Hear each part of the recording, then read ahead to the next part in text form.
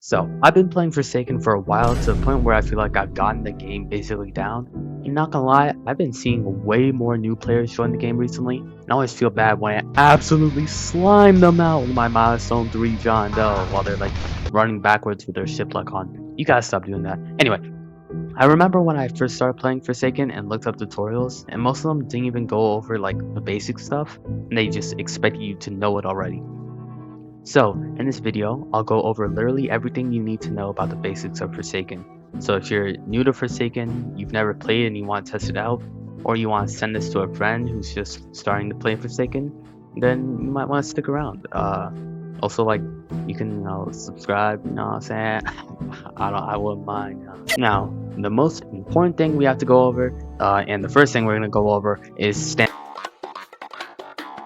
Your stamina is that little white bar in the bottom left of your screen, which is right next to your health.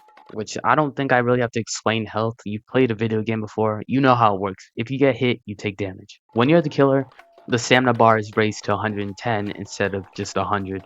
Every survivor goes the same speed, and the killers, well, they have different speeds, but like, it's complicated, it usually doesn't matter. Just remember, survivors go the same speed and they have 100 stamina, and every killer has 110. As survivors, you lose 10 stamina for every 1 second run, letting you run for a total of 10 seconds. Yes, I know. I'm very big brain with that math. You regain 20 stamina for every second you're not running. So now you know how the mechanic works, so I'll just tell you this now. This is probably like the most important thing I'll say in the entire video, which is never let your stamina hit 0. If your stamina ever reaches 0, it takes way longer for your stamina to come back at around 3-second wait time for you to finally start regaining stamina again. As survivor, this will almost always get you killed, and as killer, it will just let whoever you're chasing get away. You should try to stop sprinting at around 10 stamina, and if it really comes down to it and the killer's that close, or you just get used to managing your stamina, you can try to cut it close with around 5 to 3 stamina. Now all this still applies for like whenever you're a killer, except for every second you run, you only lose 9.5 stamina, and you regain, I think, like 21.5 stamina every second. Look, I know the numbers are boring, so just remember this. In a straight line chase, a killer will always catch up. Always. Which is why the way you move also matters. Probably just as much as your stamina management. Which leads us straight into movement is how you move. I know it's crazy. But more specifically, how you move around the environment you're put into. You see, Forsaken has many maps. Many, if not all of these maps, have these very sharp corners. As survivor, during a chase, you want to hug these corners as much as possible. Create the shortest distance to wherever you're running, and will cause you to lose less stamina overall. You can also do the same as killer, but it's a lot harder since you usually have a bigger hitbox. The only time you should really be in the open during the chase is when you want to dodge a projectile, since being in an enclosed space would make it very difficult to do so. But don't just listen to that and then click off. Please, I need the retention time. If you hug corners and you're reaching like 10 stamina at every corner, the killer will catch up. Which is why you need to keep in mind the distance. Kind of a subcategory of movement. Distance is, do I really have to explain distance to you, dog? You never, under any circumstance, want the killer close enough to hit you.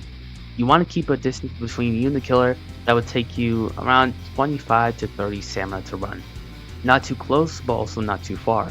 If you try to gain too much distance, you'll use extra stamina that the killer could have just been saving up, allowing them to catch up. And if they're too close, I mean, you know what happens. They're called killers for a reason. Now sometimes a killer can just be on you for like a whole minute or so. Running around aimlessly may cause you to lose a lot of stamina rerouting where you're trying to go. Which, you know, is kind of bad now that I think about it. If only there's like some sort of strategy in which we could have like predetermined routes to escape killers. Oh, now I'm not gonna lie, some people in the Forsaken community like hate loopers like a lot, but I'ma keep it a buck, bro. That's just cause they suck and they can't win when you loop. So I'm gonna teach you how to do just that. That's the process. Looping is kind of self-explanatory. Is where you have spots on the map that you run to multiple times in a cycle. The best looping spots are ones where you can reach a very tight corner before reaching low stamina, like around 30 stamina or something. A good example of this would be the birthday building on the Pool Carnival map. No one calls it that except for me.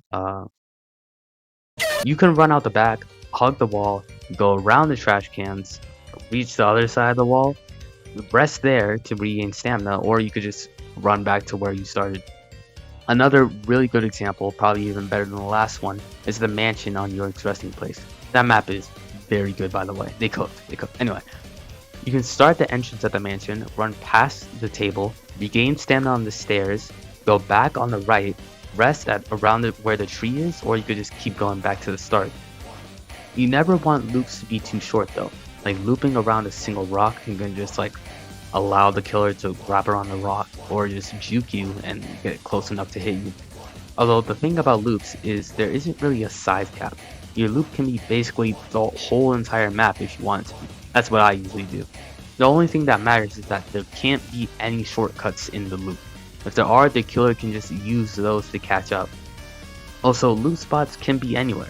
Like I said, as long as there is at least one place to regain stamina and there are absolutely no shortcuts, it's a looping spot. But remember what I said before? In a straight line chase, the killer will always catch up. Always. The killer will always catch up to you, so you can't loop forever. But hey, that's alright, because you can always use Checkspots are spots on a map which have multiple exits to run to. The best checkspots are ones where you can see the killer but the killer can't see you, allowing you to wait for them to come to you and you can just exit in the opposite direction. Checkspots are also good for stalling the killer to either waste time or regain stamina, or both. Some checkspots can be within loops, which can help extend a chase for a longer amount of time. Don't mistake checkspots for hiding spots though, because like the killer's right there, you're still trying to get away. But I mean, here, let's say worst comes to worst, the killer is right there. I'm talking clearly within M1 distance. You're one hit and you're low-key cooked. There's only really two things you could be doing here. You could either be praying or you could be juking. Now, juking is a strategy that should only be used as a last resort or to or a farm on a killer that doesn't know what they're doing. Juking is when you weave out of the way of a killer's M1 right before they're gonna hit you. The best way to do this is to keep at least 15 to 20 stamina if you can, and start sprinting in a random direction as soon as you think the killer is going to hit you. It'd be best to go in a direction that wouldn't really make sense to go in. Like for example, some people like to go right and then instantly turn left so that the killer just misses their attack and gets their ankles broken. Again, this is a Hail Mary in Forsaken. You should only ever do this if there's absolutely no other way out. So now it's just some extra stuff that I couldn't really fit into any sections, or I low-key just forgot about it while writing the script. Number 1, items. There are 2 items in the game so far. These are the Bloxy Cola and the Medkit. These have set spawning locations and at least one of them spawns every round. They can spawn in any of the locations, so you might have to run around the map if you're trying to look for them. Bloxy Colas give you speed boosts for a short while, I think like 5 seconds, and medkits heal 80 HP for any survivor. Both have long windups, so only use them when you know you're in the clear. You can also cancel the animation by just pressing the same button you used to get the item out. Basically all the water in Forsaken hurts you, so just stay out of it if you can. Oh, also stay away from the zombie hands on the horror hotel map. They give slowness. Just stay out the way of them. You have to remember Forsaken is a team game. Whenever you can, help your team by giving them items, stunning the killer if you can, doing generators to lower time, or even just distracting the killer if you're up for it. The game is the most fun when everyone wins. As killer and survivor, don't run when your opposition isn't running. The only time you should as survivor is when you have high stamina and the killer doesn't have high stamina, and vice versa for if you're killer. Now this is one of, if not also the most important thing I could say for new players. Do not buy any new characters until you've gotten completely used to the 3 that were given to you at the start. Each of them have their own roles and different playstyles. Knowing which characters are supports, sentinels, and survivalists will allow you to expect a certain playstyle when equipping new characters. For example, Noob has only defensive moves. I mean, if you like that type of playstyle, then you should probably buy more survivalists like 007 and 7. If you like Then the killer, being able to help your teammates, which is your job as a sentinel by the way. Try out Shadlesky, you might want to buy another sentinel like Chance or 2-time. If you like helping your team but also staying out of the way, you could play a support like Elliot. If you want to buy another support, I mean, I guess you could buy this card, but why would you buy this card? This card is fun.